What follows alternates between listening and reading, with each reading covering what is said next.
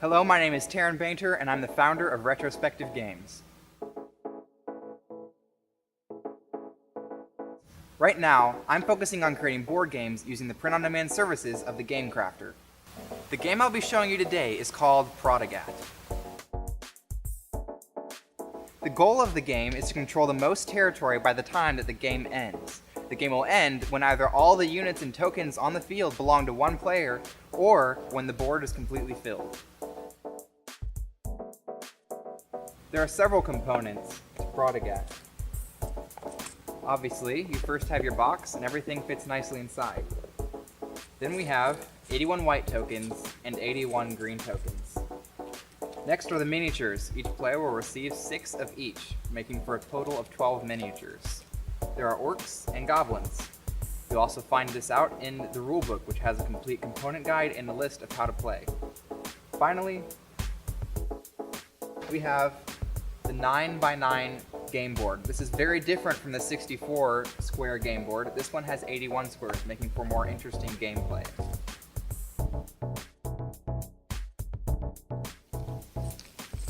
So to start off, you will give the green tokens to the goblin player and the white tokens to the orc player. Then you will pour out the miniatures, and each player will receive 5 combat miniatures and 1 commander. So that's 6 miniatures in total. 6 orcs and 6 goblins. To start off, both players will take 2 tokens from their bag.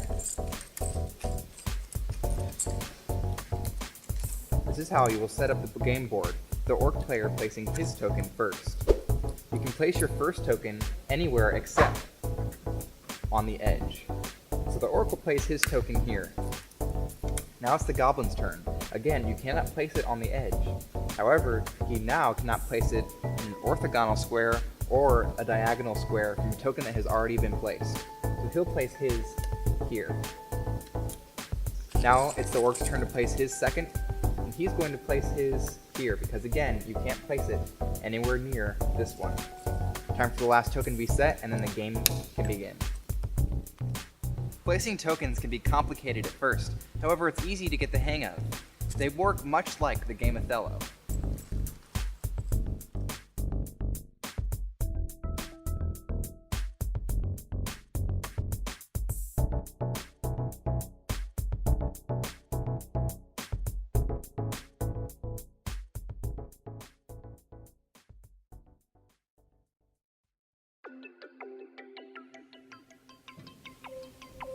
Capturing is one of the most important strategic elements of Protegat.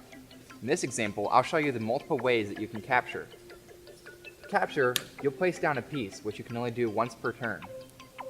Then you'll check to see if there are any rows in between yours. The row cannot be broken up, it has to be specific, and there cannot be any empty spaces in between. So here's an example of a row. Here's one, here's one, here's one, and then this is also a row, even though it only has 1 token.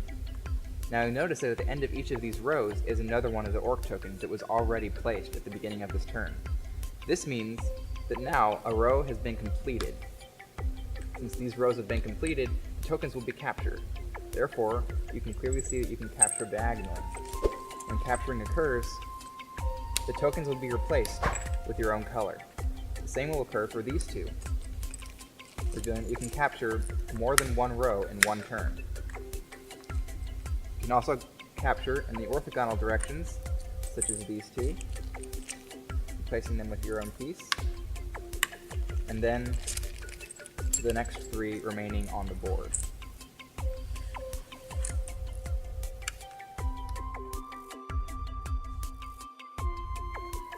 These are some examples of how capturing cannot occur.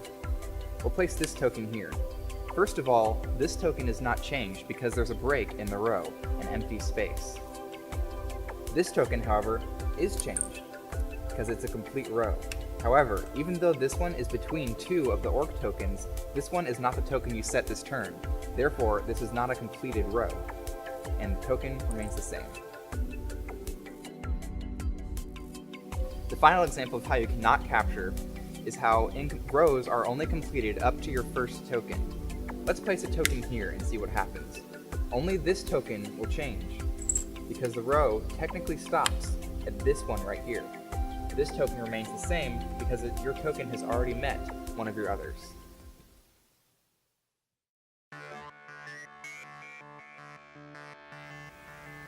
Miniatures are one of the unique things about Protegat.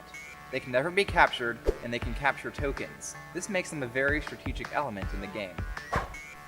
The first miniature I want to show you is the common one, your military unit. Military units can only be placed if at the beginning of your turn you control a plus pattern, as shown here, or an X pattern, as shown here. It has to be of your own color, and it has to be before you've placed a token at the beginning of your turn. Instead of placing a token, you can place a military unit. To place one, simply remove the center token and replace it with the military unit. You can do this with an X pattern or with the previously shown plus pattern here. When you place your military unit, one per turn, you will then be able to select a token that is either orthogonal from the unit, right here, or diagonal, right here, and right here. And you can replace it with your color. Since green obviously belongs to the goblins, he'll replace this one with one of his own colors. And the same goes over here. He'll replace a diagonal token with one of his own. Next, you have your commander. You only have one of them, but getting him onto the field means victory could be inevitable.